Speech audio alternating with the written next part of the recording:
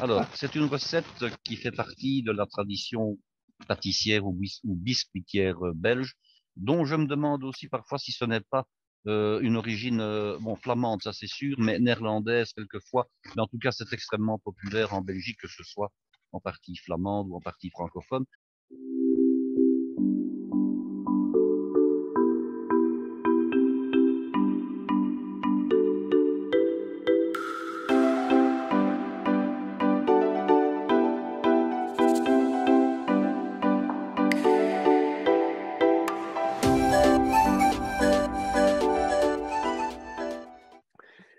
Chers amis qui nous écoutez et qui nous regardez sur sopac.be, si on parlait cuisine avec Guy, notre cuisinier extraordinaire. Guy, Oula, que de fleurs, que de fleurs. n'est-ce pas Guy, hein? Bonsoir Guy. Bonsoir Claude et bonsoir à tous nos auditeurs. Je Mais dis non, bonsoir, mais mais c'est peut-être bonjour aussi, c'est hein. c'est peut-être bonjour, c'est peut-être bonjour. Ben oui. Non, mais toutes ces recettes sont un peu extraordinaires parce que, en ce sens que ce sont des recettes professionnelles. Alors, ça peut peut-être parfois un peu dérouter les gens qui nous écoutent, mais tu dis bien, vous pouvez partager, vous pouvez diviser, tout ça. Donc, ce sont vraiment des recettes. Non, certaines recettes sont professionnelles et puis d'autres, je dirais, sont communément accessibles au grand public, hein. Oui, Parfois, je donne des recettes qui sont vraiment strictement professionnelles et puis dans d'autres cas, je vais comme tout un chacun, je vais un petit peu sur Internet et puis je regarde et puis j'analyse et puis en fonction de mon expérience de la chose, je dis cette recette-là, elle est valable ou elle ne l'est pas et puis je vous en fais part, ça arrive aussi. oui. Et tu sais, il y a un point aussi qui est extrêmement important. C'est bon, je pense que tu ne vas pas me contredire. La grande majorité des recettes que l'on peut trouver dans des bouquins, la personne n'a jamais réalisé la recette. Ah, ça, Parce c'est que bien possible il y, aussi. y a des trucs, c'est impossible. Tu dis non, mais là, c'est pas possible, le mec. Oui, oui, oui. Ou en tout Tu cas, comprends? il y a une telle différence parfois quand je lis des recettes, que ce soit de la cuisine, pardon, ou de la pâtisserie, je me dis entre la photo qui est là et la manière dont on donne les explications, voire parfois même les ingrédients, je me dis c'est pas possible. Exactement. Celui qui a fait la photo n'a jamais utilisé la recette pour faire la réalisation. Et celui qui a écrit la C'est pas recette non vrai. plus, hein. Non Et plus, donc, non plus. et donc, ce que je voulais dire, c'est que avec toi, Guy, on a l'assurance que tu as réalisé la recette. Que je l'ai réalisée ou bien que je la connais très bien professionnellement. Oui, mais ça veut Hein, dire que soit que je l'ai apprise, soit que, quand je dis je l'ai réalisée, soit que je l'ai donnée en cours quand je donne des cours, soit Oh, ouais, que je ouais, l'ai reçue en cours quand moi-même j'étais élève éventuellement. oui. Mais je vais dire par là que je ne vous donnerai pas une recette que je ne maîtriserai pas ou que je ne connaîtrai pas suffisamment pour savoir qu'elle marche ou qu'elle ne marche pas. Et oui, Si je vous donne une recette, c'est qu'elle est. Et alors, ce que je remarque aussi, c'est que parfois, quand on voit des recettes sur Internet, et c'est encore le cas pour aujourd'hui pour l'une d'entre elles, on ne vous donne pas les petites astuces et les détails. oui. On ne vous dit pas toujours, tiens, faites attention à ceci, ou faites attention à cela. Et oui, Euh, on vous donne les grandes lignes, mais si vous n'avez jamais fait de pâtisserie, vous n'avez pas un petit peu de recul, ben, ça risque de foirer, comme on dit. absolument, absolument. Voilà. Là, on est sûr qu'on est tranquille. Et Alors, je vous cher donnerai tous les Guy, détails intéressants pour que ça ne le rate pas, évidemment. absolument. Donc, cher Guy, ce soir, tu nous parles toujours une recette un peu extraordinaire. Alors, je ne me lancerai pas dans la Dans la prononciation prononciation exacte, oui, oui. exacte, hein. Je vais simplement dire deux choses. On peut dire pâte de chèvre, on peut dire Oui, également oui. petite pâte de bouc. Voilà, tout à fait. Alors, c'est une recette qui fait partie de la tradition pâtissière ou biscuitière belge, dont je me demande aussi parfois si ce n'est pas une origine bon, flamande, ça c'est sûr, mais néerlandaise quelquefois. Mais en tout cas, c'est extrêmement populaire en Belgique, que ce soit en partie flamande ou en partie francophone. Alors, de nouveau, c'est un biscuit que vous pouvez trouver sous deux formes, soit sous une forme qu'on va qualifier de fraîche, c'est-à-dire tendre, réalisé par un pâtissier et vendu au rayon frais, même dans les grandes surfaces, mais aussi chez le pâtissier dans une pâtisserie artisanale. Et puis vous avez la même version en version plutôt biscuit sec à ce moment-là, avec une très très longue période de conservation et qu'on va trouver dans toutes les grandes surfaces, hein, je dirais depuis chez Carrefour, mais Celle qui est également là, dans des magasins. celle qui est là derrière Ça moi. c'est une version, oui c'est ça voilà. Oui. On va le trouver, je dirais, sous forme très très très déshydratée ou bien sous forme moelleuse, mais je vous donnerai plusieurs recettes et vous verrez ce qui distingue un petit peu l'une de l'autre finalement. Alors il y a aussi une D'accord, question de cuisson, hein. Maintenant, un d'accord. industriel qui vend un produit avec une conservation de plusieurs semaines, comme tous les biscuits, doit réaliser un biscuit qui est sec, Oui, parce qu'un biscuit qui serait tendre, qui serait moelleux, je vais dire, aurait beaucoup moins de chances de se garder dans de bonnes conditions. Donc les oui. biscuits sont plus secs. Hmm. Hein. Maintenant, bon, ils conservent avec des atmosphères modifiées, etc. Les boîtes de biscuits, donc ils ont comme ça toute une série d'astuces que la science agroalimentaire leur a donné. Oui, Alors, c'est un biscuit, c'est un biscuit qu'on peut réaliser avec ou sans, je dirais avec farine, sans farine, mais généralement on met un tout petit peu de farine. Je vais vous donner des recettes comme ça. Sucré, très sucré ou moyennement sucré. Alors, n'ayons pas peur, ça va aller. Première des recettes. Alors ça, c'est une recette avec une petite quantité. Donc nous avons besoin de blanc d'œuf. Blanc d'œuf, 100 grammes ou 3 blancs d'œufs. Alors, on considère généralement qu'un blanc d'œuf d'un œuf standard pèse 32 grammes. oui, Bon, si vous avez 3 blancs d'œufs, vous avez vos 100 grammes, il n'y a pas de problème, soit que vous les mettez à la pièce, soit que vous les quantifiez en les pesant. Alors, nous aurons besoin de 90 grammes de poudre d'amande pure, mhm, de 20 grammes de farine, farine ordinaire tamisée, farine pour pâtisserie, hein, soit chez vous de la T45 ou de la T55, et de 190 grammes de sucre S2. Alors le sucre S2, c'est du sucre à granulométrie, je dirais moyennement fine. Hein, vous oui, avez le sucre qu'on appelle glace ou impalpable, c'est le S0. Ensuite, vous avez le sucre cristallisé tout fin, c'est le S1. Et puis, vous avez le S2 qui est un tout petit peu plus gros. Et puis, vous avez du S3 ou du S4 qui sont des sucres avec une granulométrie encore plus grosse. Donc, quand on dit du S2 en Belgique, c'est tout simplement granulométrie, je dirais, moyennement fine, le sucre oui, habituel du commerce, tout oui. simplement. Hein. Oui, Alors, le traitement, oui, et tout à l'heure, tu parlais de 90 grammes. Alors, c'est pour, 90 grammes, voilà, c'est évidemment. 90 grammes. Hein. J'ai Voilà. peut-être oublié de traduire, Oui, effectivement. Mais je dirais que comme le site est un site .be, on peut considérer que je n'ai pas trop fauté quand même. absolument, absolument. Mais Voilà. enfin, bon. Et puis bon, c'est une manière pour nos amis français d'apprendre une langue étrangère, tout simplement. Tu as raison, Guy. Voilà, voilà. Alors bon, c'est vrai que je n'y ai pas pensé. D'habitude, je fais la traduction, mais c'est vrai que 90 et 90, c'est la même chose. Pour une fois Oui, que oui, là, la raison est avec nous. Hein.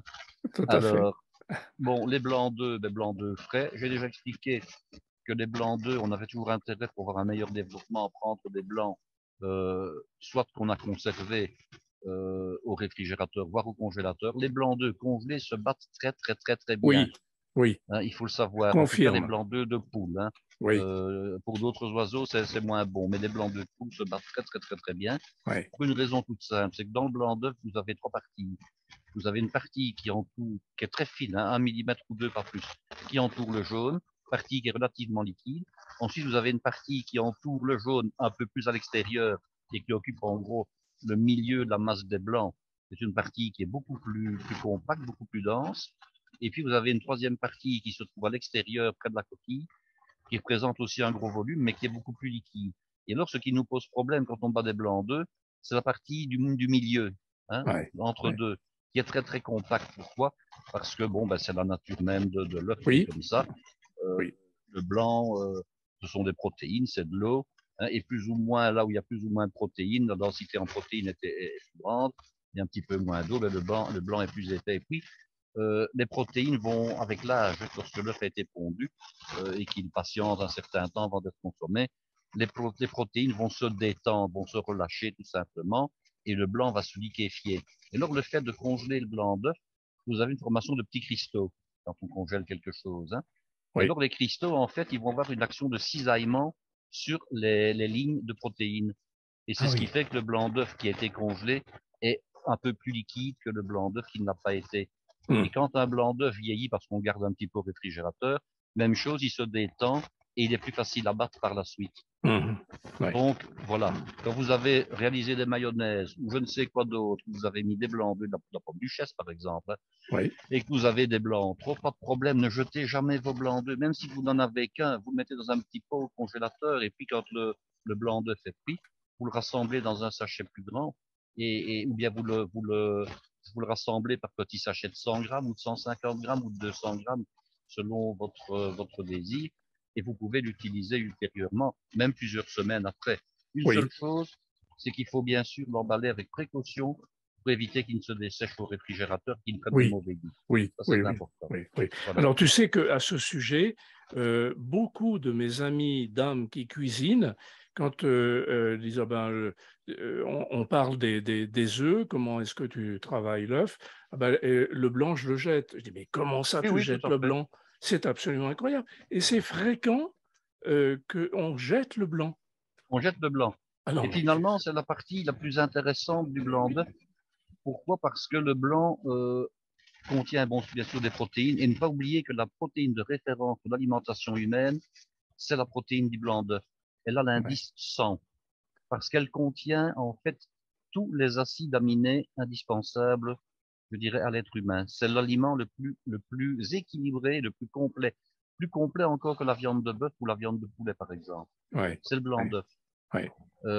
Et ne pas oublier que quand on a, par exemple, un blanc d'œuf ou deux blancs d'œufs en trop, on peut très bien faire une omelette où on met un œuf entier et un blanc d'œuf, par exemple. Oui. Et on peut Mhm. très bien faire un œuf sur le plat où on met dans la poêle qui servira à le cuire, d'abord le blanc d'œuf tout seul et puis on casse l'œuf au milieu. On a Oui. tout simplement, je dirais, un œuf sur le plat avec 2 fois plus de blanc d'œuf. Et il Mm, aura donc 2 fois plus de protéines que s'il n'y avait qu'un seul blanc, évidemment. mm, mm. Donc, jeter un blanc d'œuf, c'est vraiment dommage. C'est vraiment Ah oui, dommage, d'autant plus absolument. qu'il se congèle très facilement. Oui. Par contre, je n'insisterai jamais assez, évitez de consommer du blanc d'œuf cru. Oui. Hein, une fois de temps en temps, ça passe, mais régulièrement, c'est pas bon, parce que le blanc d'œuf empêche l'assimilation de mémoire, je dirais, la vitamine B12, qui est une vitamine qui est indispensable au système nerveux. Oui. Oui. Donc, ça, on nous dit qu'il vaut mieux prendre un blanc d'œuf qui est cuit. Mm, mm. Donc, 3 blancs d'œufs, je disais, donc j'ai donné les autres produits. Alors, une petite pincée de sel, c'est toujours intéressant. Oui. Éventuellement, un tout petit peu de vanilline, mais ce n'est pas obligatoire. Et alors, il vous faudrait également 50 grammes d'amandes effilées, donc des amandes blanches qui sont coupées en toutes fines tranches, hein, mais on les achète évidemment toutes faites comme ça, qui serviront à garnir nos biscuits. Alors, le traitement n'est vraiment pas compliqué. On va réserver une partie du sucre. Donc, il y en avait 190 grammes. On Oui. va en utiliser 100 grammes pour battre les blancs d'œufs et on va en utiliser 90 grammes. On va mélanger aux 90 grammes d'amandes en poudre et aux 20 grammes de farine. Mm. Alors, ces 3 produits-là, vous allez les mélanger ensemble. Vous les mélangez gentiment au fouet parce que ça va aller plus vite, mais sans fouetter. Je parle donc des amandes, de la farine et du sucre. Hein. Vous Mm. les mélangez au fouet dans un petit bol et puis vous passez au tamis. Alors, le tamis, c'est tout simplement un passe-bouillon, hein, de Oui. manière à, je dirais, à la fois homogénéiser et d'autre part à aérer et à fluidifier votre mélange qui soit un petit peu moins compact. Mm, Donc, mm. vous le tamisez. Alors, les blancs d'œufs, je rappelle, parce que c'est toujours bon, une petite piqûre de rappel, comment on bat des blancs d'œufs correctement. D'abord, les blancs d'œufs doivent être à température ambiante. Ça, c'est important. Oui. Hein, contrairement à la crème fraîche, qui elle doit être très froide. Oui. Donc, température ambiante pour les blancs d'œufs. Bien sûr, s'ils ont été congelés, on les laisse décongeler et on les laisse reprendre température à température ambiante. Une petite pincée de sel dedans. Un récipient qui doit être toujours bien dégraissé. C'est important parce qu'un récipient qui est gras ou des fouets qui sont gras vont vous donner un moindre volume de développement pour vos blancs d'œufs. Donc ça, c'est important. Et alors, mon petit truc, ma petite astuce, la toute petite pointe de crème de tartre qui permet aux blancs Voilà. d'œufs La d'être crème de battus tarte. On en a sans parlé l'autre fois. grainer. Oui. Oui. Pardon. Alors, on bat les blancs d'œufs toujours très lentement au début pour casser les fibres des blancs. Hein, il y aura un meilleur développement par la suite. Donc, on va d'abord battre tout doucement. Et ensuite, quand les blancs commencent à bien mousser, hein, qu'ils ont déjà quasiment doublé de volume, à ce moment-là, on peut battre à grande vitesse, que ce soit à la main ou que ce soit Mm. avec un appareil. Et à ce moment-là, on pourra ajouter le sucre en plusieurs fois. Alors, généralement, on met le sucre un tout petit peu au départ. Hein, on en met un tout petit peu quand les blancs ont commencé à mousser et qu'on va passer à la grande vitesse. Et puis, on termine en ajoutant le sucre à la fin et on bat encore un tout petit peu, histoire tout simplement de l'incorporer. Voilà. D'accord. Donc, une fois que votre meringue est faite et qu'elle est bien ferme, à ce moment-là, vous ajoutez délicatement à la maryse, à la cuillère de bois, vous ajoutez la poudre que vous avez réalisée, donc la poudre avec la farine, le sucre et les amandes, et vous mélangez sans exagérer, parce que si vous exagérez, vous allez faire retomber l'appareil et le faire liquéfier. Ah oui. Or, ici, c'est un biscuit qu'on doit dresser à la poche. Donc, il faut qu'il reste suffisamment compact que pour pouvoir entrer dans votre poche et ne pas s'écouler. Alors, il y a une manière de remplir sa poche. Hein, ça, Ah, c'est important. Ah oui, oui, oui, oui. Donc, on met d'abord une douille unie, hein, parce qu'il faut avoir une douille garnie. Alors, oui. une douille, soit diamètre, donc une douille lisse, hein, sans pointe, 8, 10 millimètres. 10 millimètres est généralement la douille qui convient à ce genre de biscuit. Alors, on Mhm. met une douille tout d'abord, et ensuite, on va prélever avec une corne ou avec une maryse la matière dans le récipient où vous avez fait le mélange. Mais il ne faut pas lécher le produit. Alors, Oui. qu'est-ce que ça veut dire lécher le produit?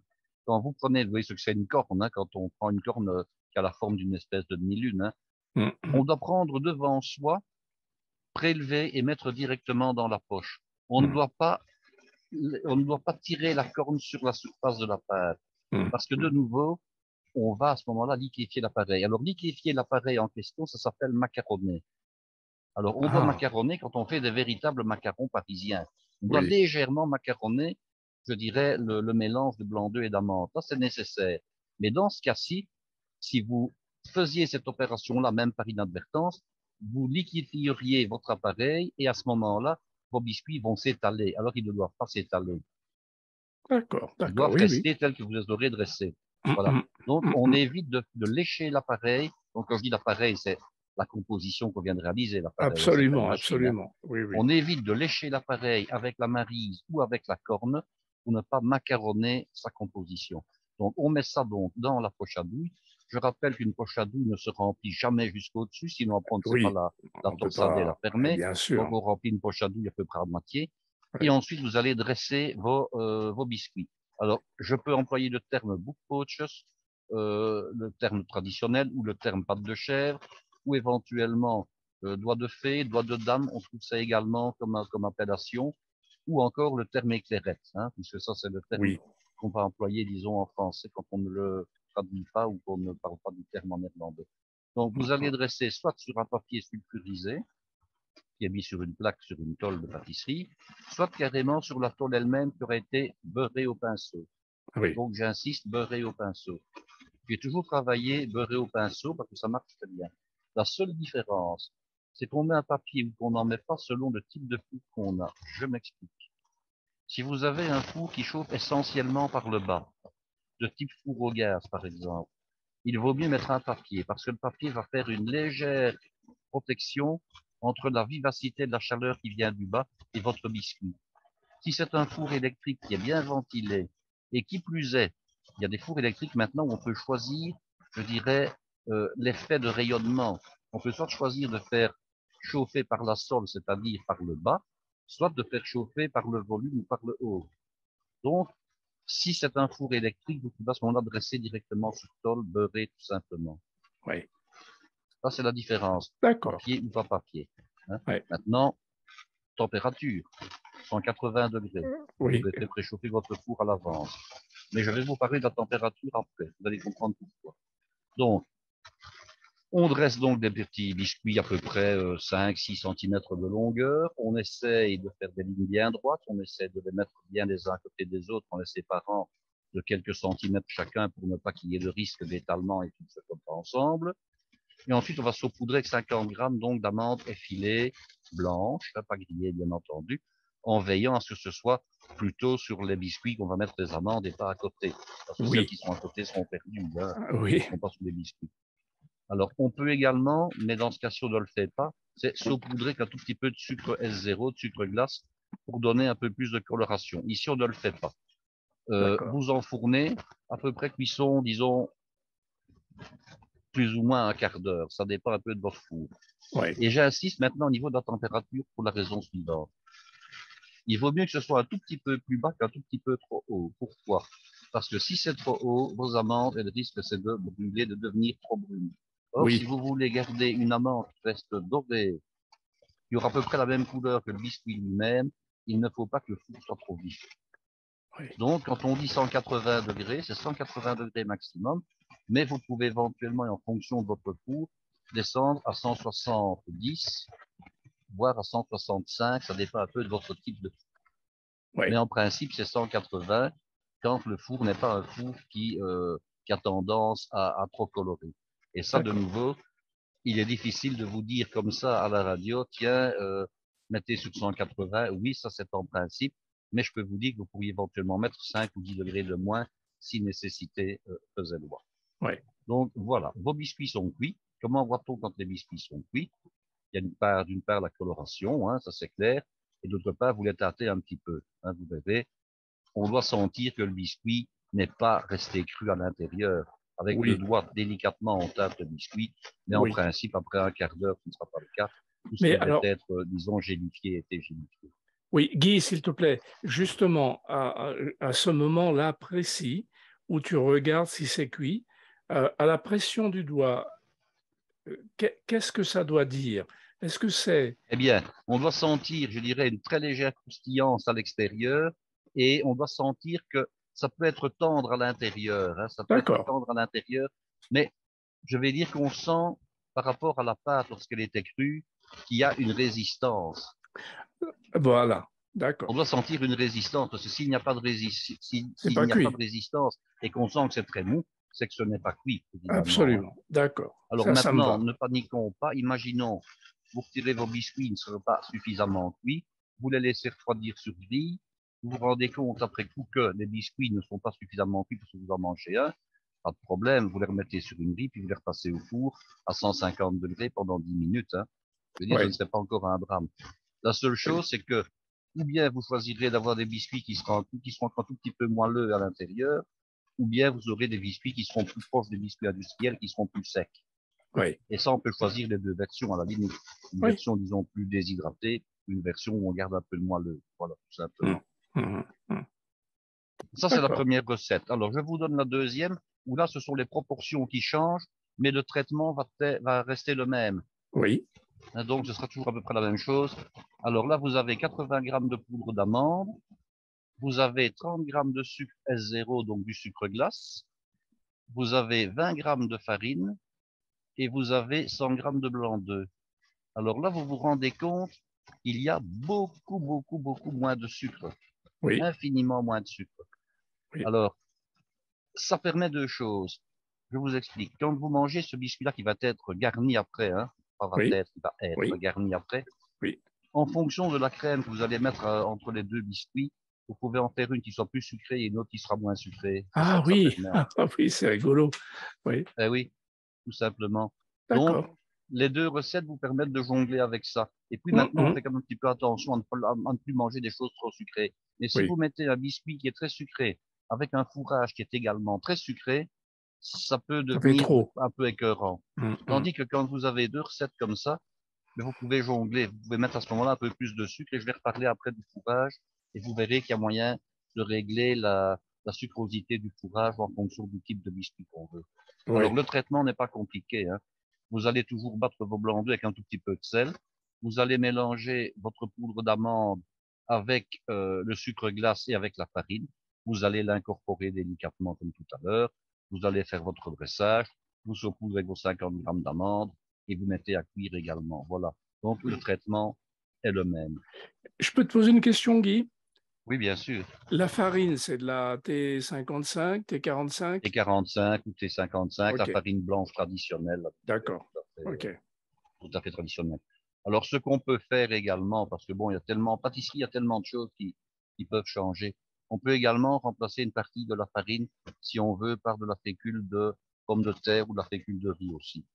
Mhm. Bon, moi, j'ai toujours fait ce genre de pâte avec uniquement de la vraie farine. Mais si vous voulez mettre un tout petit peu de fécule, il n'y a pas de problème, c'est possible. Jamais l'entièreté, hein, gardez toujours Oui. au moins 50% de farine, hein, on est d'accord. Hein. Hum, Et hum, puis, je vais hum. vous donner maintenant la véritable pâte à misérable.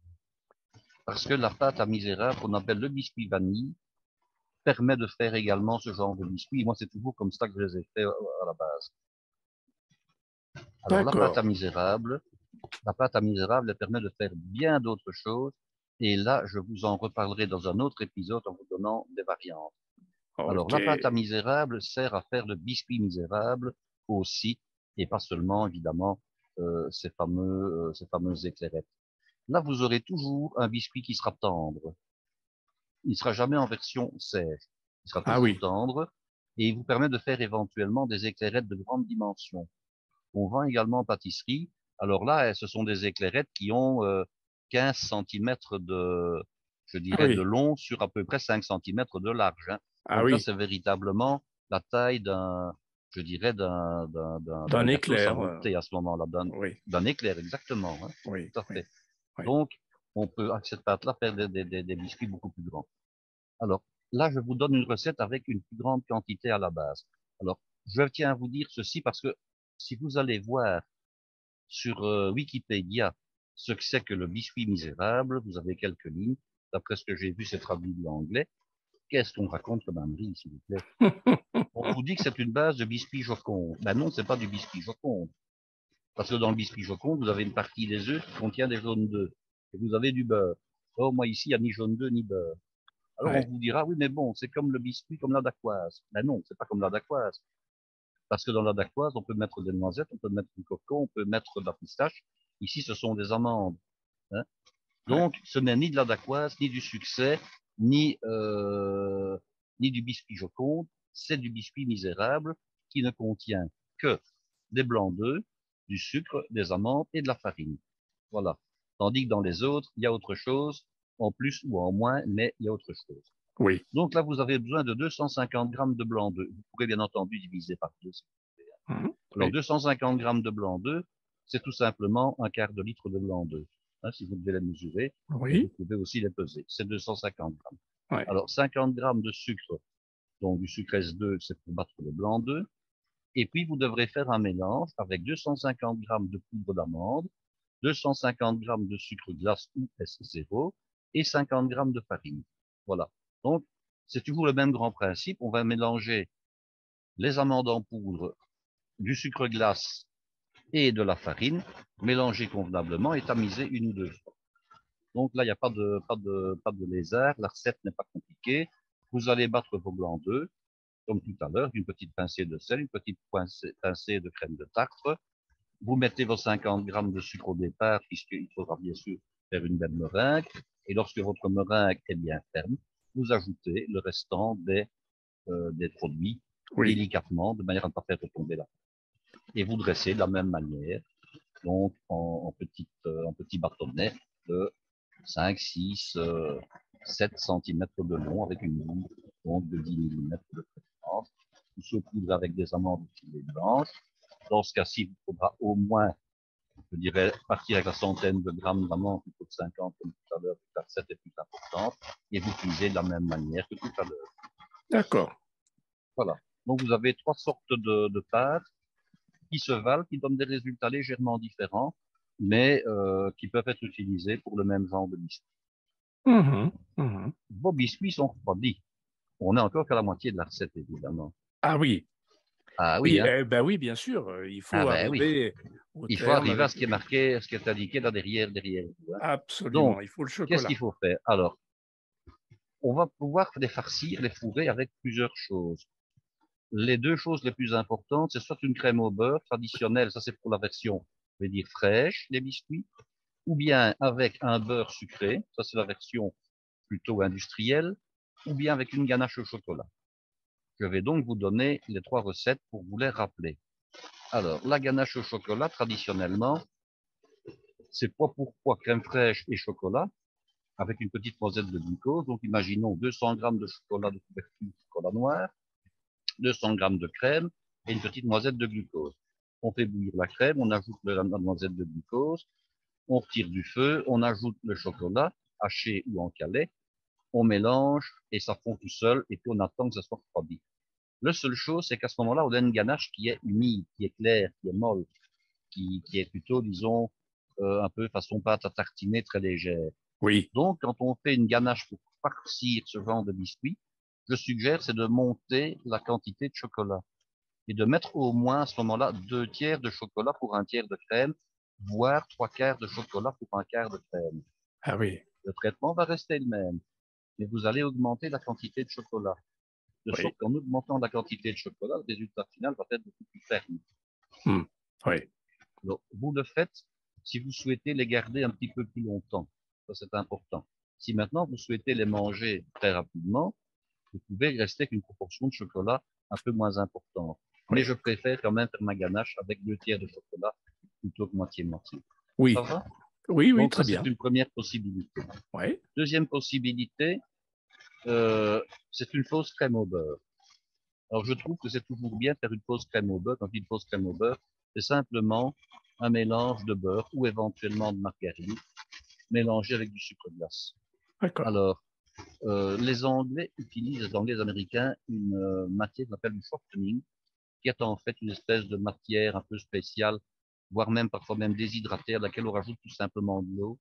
Euh, ce sont des mix. On ne trouve pas tellement ça chez nous, et tant mieux finalement. Restons-en à la véritable matière glace. Oui. Alors, on peut avoir un résultat, comme je vous l'ai dit, très sucré. À ce moment-là, vous allez mettre moitié-moitié. Par exemple, 200 grammes de matière grasse ou de beurre, 200 grammes de sucre glace. Donc là, avec une proportion moitié-moitié, vous allez avoir un résultat qui est relativement sucré. Mais vous pouvez avoir un résultat moins sucré en ne mettant, par exemple, qu'un quart de sucre par rapport au poids de matière grasse. Et c'est là la raison pour laquelle je vous avais parlé d'avoir 2 recettes de biscuits.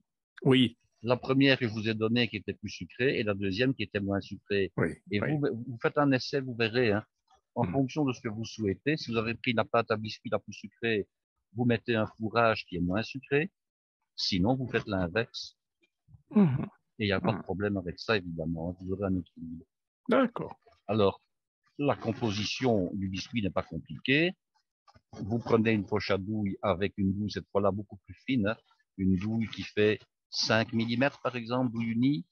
Oui. Vous remplissez soit avec de la ganache, soit avec la matière grasse sucrée. Vous faites un petit trait qui ne va pas exactement du début du biscuit ni jusqu'à la fin. Vous laissez un demi-centimètre de chaque côté. Oui, Vous sinon tracez ça votre déborde. trait au milieu Oui. et puis vous collez le deuxième dessus et vous le Oui. remettez sur la grille. Très bien. Une fois que vous avez fait ça, que ce soit avec la ganache ou que ce soit avec la matière grasse sucrée, je dis matière grasse sucrée que vous pouvez évidemment aromatiser, hein, je crois qu'il ne faut pas le préciser, mais Oui. un peu de Oui. vanille, un peu d'extrait de café, Oui. au choix, il n'y a pas de problème. Voire même éventuellement, pourquoi pas un alcool, vous pouvez très bien mettre un petit trait de liqueur, genre Cointreau, Grand Marnier Oui. ou autre, il n'y a pas de souci. Oui. Donc, une fois que c'est fait, vous allez voir les passer au chocolat. Alors, les passer au chocolat n'est pas compliqué, surtout que maintenant on vend des chocolats qu'il n'est plus nécessaire de tabler sur le marbre comme on devait le faire avant. Vous prenez votre chocolat en calais, pardon, un petit récipient qui va au micro-ondes, vous le faites fondre. Alors, vous allez avoir une température d'à peu près 45 à 50 degrés. Vous reprenez du chocolat haché ou décalé que vous ajoutez dedans et vous mélangez jusqu'à atteindre une température de 30 degrés. Soit que vous mesurez cette température-là avec un thermomètre à chocolat, soit que vous prenez un tout petit peu de chocolat sur une spatule en bois et puis vous l'approchez de votre poignet à la jointure, là où vous avez les lignes entre le pli de la main et de l'avant-bras, et ça doit absolument être froid. Ça, c'est important. Si vous sentez que c'est tiède, c'est que C'est c'est trop trop chaud. chaud. Oui. Donc, ça doit vraiment vous donner l'impression d'être froid à cet endroit-là. Ça, c'est une règle. Le mieux, c'est évidemment d'avoir un thermomètre, hein. Alors, à ce moment-là, on sait que c'est 30 degrés, maximum 31, mais 30 degrés, c'est mieux. Et là, vous trempez votre biscuit de chaque côté, et puis vous le déposez soit sur une grille, soit sur une feuille de papier cuisine, papier sulfurisé, éventuellement papier film, éventuellement feuille de papier alu. Tout ça fonctionne, et vous laissez reprendre. C'est aussi le genre de travail qu'il ne faut pas faire par canicule. Oui. Parce que s'il fait 35 degrés dans votre pièce et que vous utilisez un chocolat qui n'est qu'à 30, votre chocolat ne va jamais durcir. Mais Oui. il faut l'expliquer. Ça ne Oui. va pas. Il faut le faire soit au petit matin, soit très tard le soir, ou dans une pièce réfrigérée. Mais Oui. vouloir faire ça par grosse chaleur, Hein, on ne peut pas décemment utiliser un chocolat à 30 degrés quand la pièce elle-même est à 35. Hein. Il Oui, faut, oui, oui, il faut absolument. être objectif. Hein. Oui, oui, oui. Alors, une Donc, on fois ne que le les fait, biscuits... Pardon? je dis, on ne le fait pas en ce moment, par exemple. Donc, disons que ce serait difficile techniquement. Oui, oui, Les oui, pâtissiers ont des laboratoires oui, réfrigérés, oui, mais le particulier qui veut faire ça, bon, c'est vous à l'échec, le chocolat ne va pas durcir, hein, tellement absolument, il fait chaud. Hein. Alors, il absolument. va mettre des heures et des heures, et si vous faites ça de la journée, il va durcir, je dirais, à minuit, quand la température sera tombée à 25 degrés, quoi, mais Oui, ça n'a oui, pas de sens. Hein. absolument. Alors, voilà, ben, vos éclairettes, vous les rangez éventuellement dans une boîte, de type boîte en métal, boîte en fer, hein, c'est la boîte traditionnelle pour garder les biscuits. Mm, mm. Euh, Consommation, je dirais, dans les 3-4 jours, pour ne pas exagérer. Oui, oui, Alors, ce qui est aussi intéressant, c'est que ce sont des biscuits qu'on peut réaliser pour les diabétiques. oui, Ben oui, il suffit de remplacer tout ce qui est sucre oui, par du faux sucre, c'est-à-dire par du stevia, par du sucralose, etc. À une seule condition pour éviter de vous tromper dans les proportions, c'est de prendre un substitut de sucre qui s'utilise dans les mêmes proportions, c'est-à-dire un oui, pour un, tout oui, simplement. oui. Voilà. OK. Je vois bien ces petits gâteaux pour le 4 heures, le retour de classe. Ah oui, tout à fait. C'est un biscuit de thé, ça, en fait. Hein. C'est Oui, oui, un biscuit qu'on va consommer avec le thé, avec le café à 4 heures ou à 5 heures. Et c'est mm. également un biscuit qu'on pourrait consommer avec certains types de vins. Hein.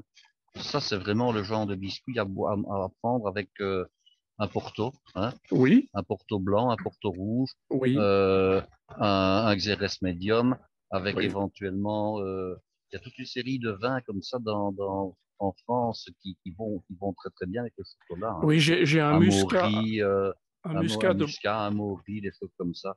un muscat de Baume de Venise qui est pas mal. Éventuellement, sans Mm. prendre des vins qui soient des vins trop sucrés. Je ne Oui, prendrais pas, par exemple, des vins qui sont lourds et liquoreux, oui, mais dans le oui, sens vraiment trop lourd. oui, Non. pas Je sauterne, dirais que non. le mieux, c'est, ben, ou alors un sauterne qui soit pas trop riche en sucre, éventuellement, Oui, hein. oui, Mais oui. je ne prendrais pas. Évidemment, vous allez me dire, celui qui est diabétique ne va pas prendre ça avec un sauterne, hein, il vaut mieux pas. Oui, À ce moment-là, on prend ça avec un champagne brut, c'est très bien aussi. oui, oui, absolument, absolument. Eh bien, merci beaucoup, Guy, pour ces belles recettes de ces éclairettes, de cette Pâte de pâte de chèvre, chèvre, pâte de chèvre, pâte de pâte chèvre. de bouc, voilà. Voilà, voilà, hein. Doigt de fée, Merci. doigt de dame, tout ça va bien. Bon, parfait. Merci beaucoup, Guy, pour cette belle recette. Et donc, on va arriver sur une autre recette dont on parle prochainement. Eh oui, Hein, n'est-ce la pas? suite au prochain épisode. La suite au prochain épisode. Chers amis, bonsoir ou bonne journée, tout dépend. N'oubliez pas de vous abonner directement sur le site et de nous poser vos questions et de nous faire vos suggestions de recettes que vous aimeriez voir traitées par Guy. Merci beaucoup et à très bientôt. Bonsoir Guy. Bonsoir Claude.